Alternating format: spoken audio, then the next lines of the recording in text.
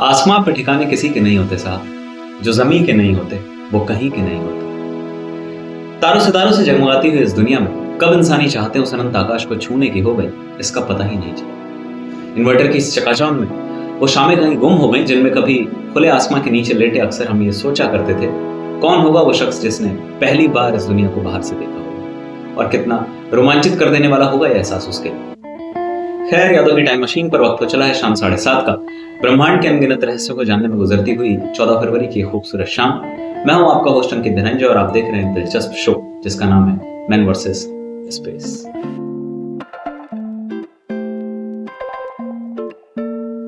Western calendar पे तारीख है 1 जुलाई, साल है 1957 का। सोवियत यूनियन और यूनाइटेड स्टेट्स के बीच में चल रही कोल्ड वॉर अब एक नई करवट ले रही है। दुनिया के लगभग 70 देश पार्टिसिपेट कर रहे हैं इंटरनेशनल जियोफिजिकल ईयर। इसे थर्ड इंटरनेशनल पोलर ईयर भी कहा जा रहा है। इंटरनेशनल पोलर ईयर्स क्या होते हैं, आइए जरा इसे समझते हैं। इंटरनेशनल पोलर ईयर्स एक कोलैबोरेटिव इंटरनेशनल एफर्ट्स थे जो पोलर रीजन्स में इंटेंसिव रिसर्च को बढ़ावा देने के लिए कार्ल विप्रिच के रिकमेंडेशन पर शुरू किए गए एक तरह के ईयरली प्रोग्राम थे। अब तक कुल 4 इंटरनेशनल पोलर ईयर्स हो चुके हैं।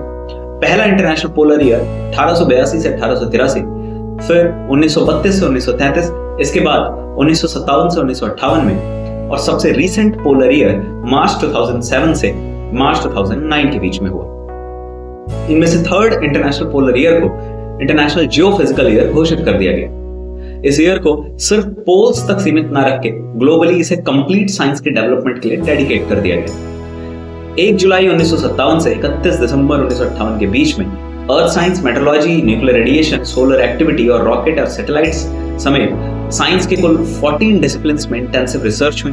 इसमें सबसे बड़ी अचीवमेंट हाथ लगी सैटेलाइट्स के फील्ड में। सोवियत यूनियन और यूनाइटेड स्टेट्स ने अपने आर्टिफिशियल सैटेलाइट्स लॉन्च की। इंटरनेशनल जियोफिजिकल ईयर की शुरुआत हो चुकी।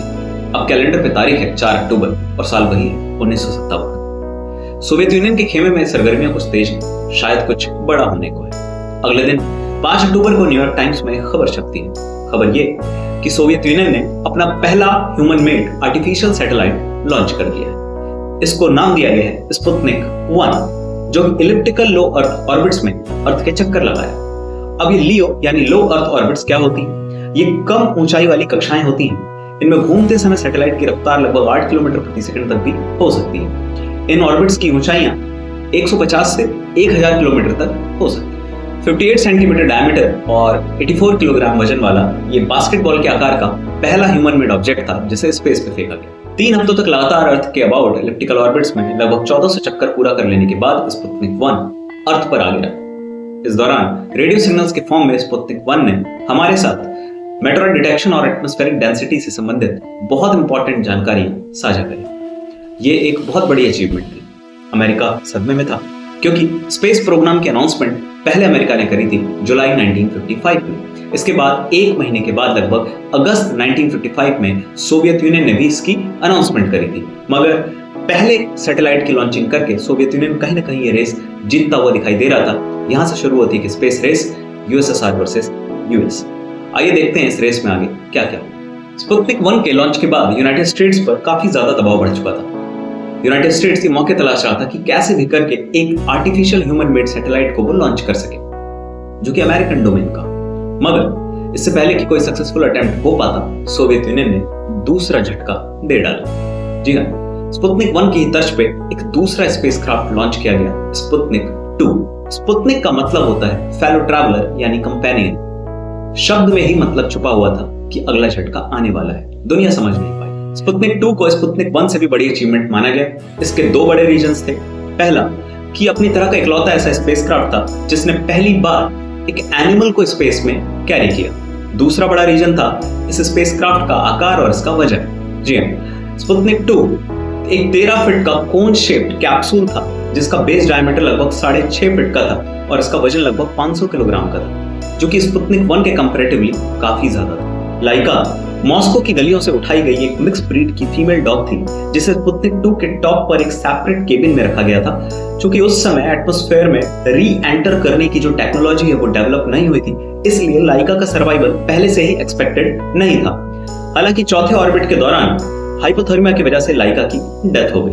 खैर, तमाम अचीवमेंट्स हासिल करने के बाद भी ये सैटेलाइट 14 अप्रैल 1958 को वापस अर्थ में री एंटर कर गया। इंटरनेशनल जियोफिजिकल ईयर में सोवियत यूनियन लगातार नए नए माइलस्टोन्स हासिल कर रहा था। स्पुतनिक 1 और स्पुतनिक 2 के लॉन्चेस ने न सिर्फ न्यूयॉर्क टाइम्स बल्कि देश और दुनिया के तमाम न्यूज़पेपर्स की हेडलाइन को ऑक्यूपाई कर लिया था। अमेरिका पर काफी ज्यादा दबाव बढ़ चुका था।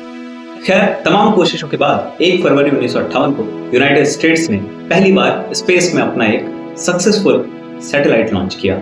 ये सैटेलाइट था एक्सप्लोरर 1। आइए एक्सप्लोरर 1 की कुछ अचीवमेंट्स के बारे में बात करते हैं। एक्सप्लोरर 1 सैटेलाइट के 3 बड़े साइंटिफिक ऑब्जेक्टिव्स थे। पहला, रेडिएशन की मेजरमेंट करना, दूसरा माइक्रोमेटेरॉइड्स को मॉनिटर करना और तीसरा, टेम्परेचर का रिकॉर्ड अर्थ पे भेजना। ये अपनी तरह का पहला स्पेसक्राफ्ट था जिसने रेडिएशन से संबंधित वैन एलन रेडिएशन बेल्ट की खोज करी, जो कि इंटरनेशनल जियोफिजिकल ईयर की सबसे बड़ी डिस्कवरीज में से एक थी। अब ये वैन एलन बेल्ट क्या होती है, आइए इसे समझते हैं। वैन एलन बेल्ट अर्थ के आसपास चार्ज पार्टिकल्स का एक लेयर होता है। इसके अंदर इलेक्ट्रॉन, प्रोटॉन्स और अल्फा पार्टिकल्स प्रेजेंट होते हैं जो सोलर विंड्स की हेल्प से अर्थ के पास आते हैं, मगर अर्थ की मैग्नेटिक फील्ड की वजह से वो रिपेल होते हैं और अर्थ के ही अबाउट मैग्नेटोस्फीयर के आसपास एक लेयर क्रिएट कर लेते हैं। इस लेयर को सैटेलाइट्स के लिए खतरा बताया जाता है, इसलिए लॉन्च किए जाने वाले जो सैटेलाइट्स होते हैं उनको एक प्रॉपर शील्डिंग के जरिए ही आगे लॉन्च किया जाता है। वैन एलन बेल्ट एक्सप्लोरर 1 की सबसे बड़ी अचीवमेंट मानी जाती है। स्पुतनिक 1 और स्पुतनिक 2 शॉर्ट ड्यूरेशन वाले प्रोजेक्ट्स थे, लेकिन एक्सप्लोरर 1 को एक लंबा समय स्पेस में बिताने के लिए प्रोजेक्ट किया गया था। बट बैटरीज डीके हो जाने की वजह से एक्सप्लोरर 1 ने 23 मई 1958 को अर्थ पर डेटा भेजना बंद कर दिया। मगर उसके बाद भी इसने एक बहुत बड़ी अचीवमेंट हासिल करी, वो ये कि अपनी तरह का पहला सैटेलाइट बन गया जो कि अर्थ के अबाउट सबसे लंबा समय स्पेंड करता है स्पेस में। जी हाँ, यह अगले 12 सालों तक अर्थ के चक्कर लगाता रहता है और लगभग 58,000 चक्कर लगाने के बाद 30 मार्च 1970 को यह सैटेलाइट अर्थ पर री एंटर कर जाता है। इंटरनेशनल जियोफिजिकल ईयर खत्म हो रहा था, मगर स्पेस रेस बढ़ती ही जा रही थी। जी हाँ, सोवियत यूनियन ने 1958 से 1961 के बीच में स्पुतनिक सीरीज के लगभग 10 सैटेलाइट्स लॉन्च करे। वहीं अगर हम यूनाइटेड स्टेट्स की बात करें तो 1958 से 1975 के बीच में यूनाइटेड स्टेट्स ने एक्सप्लोरर सीरीज के लगभग 55 सैटेलाइट्स लॉन्च करे। स्पेस प्रोग्राम की अनाउंसमेंट और इंटरनेशनल जियोफिजिकल ईयर के साथ शुरू हुई ये स्पेस रेस सारी दुनिया देख रही थी। दुनिया के 2 बड़े मुल्क एक दूसरे को लगातार स्पेस टेक्नोलॉजीज में चैलेंज कर रहे थे। ये एक तरीके की कोल्ड वॉर थी। आगे इस लड़ाई में क्या हुआ, कौन जीता कौन हारा, कौन आगे निकल गया कौन पीछे छूट गया, ये जानना वाकई दिलचस्प होगा। खैर, अभी के लिए इस एपिसोड में इतना ही। अगली कहानी अगले एपिसोड में, तब तक के लिए शुभ रात्रि।